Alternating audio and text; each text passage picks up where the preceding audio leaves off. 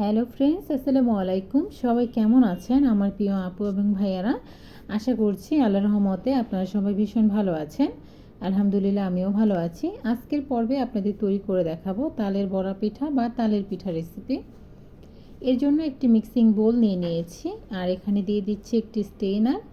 আর এখানে এখন চালের গুঁড়া অ্যাড করে দিচ্ছি। আমি 3 কাপ ভেজানো চালের গুঁড়া নিয়েছি।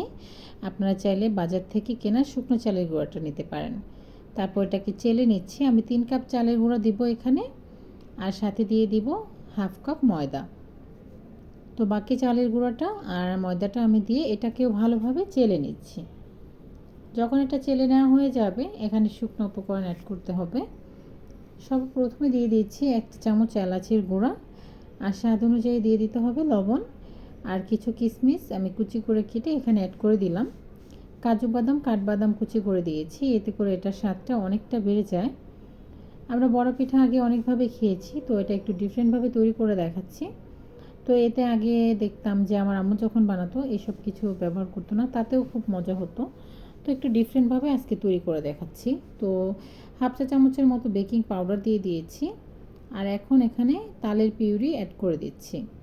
এখানে 1.5 কাপের মতো দিয়ে দিয়েছিলাম, কিন্তু আমার 1.5 কাপে হয়নি, আমার পরে আরও 1 কাপ তালের পিউরি এখানে লেগেছিল। কনডেন্স মিল্ক দিয়ে দিচ্ছি এখানে 1/4 কাপের থেকে একটু বেশি হবে। এটা মিষ্টি বাড়াবে, তারপর সাথে এটার টেস্টটাও কিন্তু একটু বাড়িয়ে দিবে। তো এটা দেওয়ার পরে কিন্তু আমি চিনিও অ্যাড করবো। এখানে আমি হাফ কাপের মতো চিনি অ্যাড করেছিলাম। এটাকে একটু মাখিয়ে নিচ্ছি। মাখিয়ে এখন চিনি অ্যাড করে দিচ্ছি। এখানে হাফ কাপ চিনি দিয়ে দিয়েছি, এতে পারফেক্ট মিষ্টি হয়েছিল। তো তালের পিউরি আপনারা দেখেছেন আমি 1.5 কাপ দিয়েছি। আমি বললাম যে আমি আরও 1 কাপ দিয়েছিলাম, কারণ ওটাতে কালার আসেনি। তারপর আমার কাছে মনে হয়েছিল যে খুব কম। তো আপনারা দেখবেন যে আপনাদের যতটা লাগে অতটাই দিবেন। তো এখানে হাফ কাপের মতো দুধ অ্যাড করে দিলাম।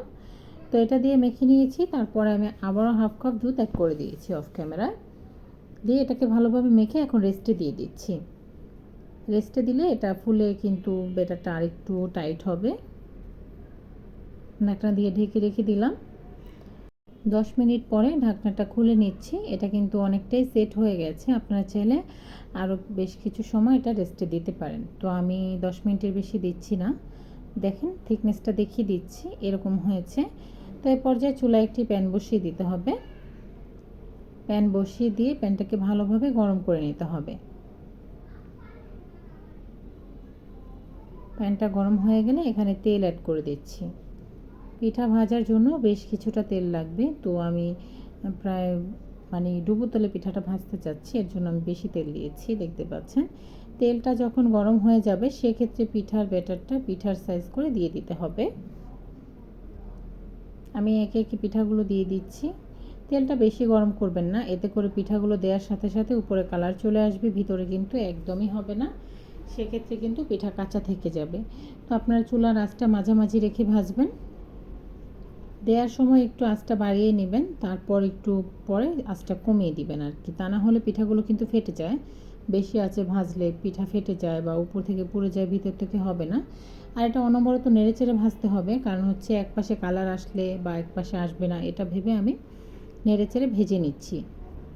এ পর্যায়ে পিঠার কালারটা চলে আসছে, এরকম কালারই আমি রাখবো। তো এখন এগুলোকে উঠিয়ে নিচ্ছি। যেহেতু আমি ভিডিও করছি, তার জন্য এই কালারটাই পারফেক্ট। আপনারা যদি আরেকটু কড়া ভাজা খেতে চান, সেক্ষেত্রে আর কিছুক্ষণ ভেজে নিতে পারেন। পিঠাগুলো উঠিয়ে নিচ্ছি। দেখতে পাচ্ছেন কালারটা কত সুন্দর আর পারফেক্ট হয়েছে। এই তালের সিজনে কিন্তু তালের পিঠা বা তালের মালপোয়া পিঠা, তারপর তালের হচ্ছে কি বলে নানান ধরনের পিঠা তৈরি করা হয়, বা তালের কেক। তো আপনারা চাইলে এটা বানিয়ে ট্রাই করতে পারেন। তো আমি আবার দ্বিতীয়বার ভেজে নিচ্ছি। ভেজে এটাকে ভালোভাবে নেড়েচেড়ে ভেজে উঠিয়ে নিব। একই প্রসেসে আমি ভেজে নিচ্ছি।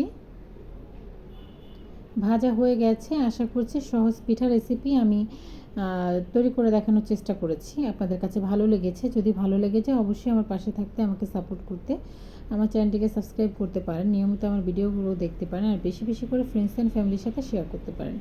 আজকে এই পর্যায়ে এখানেই বিদায় নিয়ে নিব। পরবর্তী ভিডিও নিয়ে হাজির হয়ে যাওয়া অবধি আপনারা সবাই ভালো থাকবেন, সুস্থ থাকবেন সে কামনা করছি।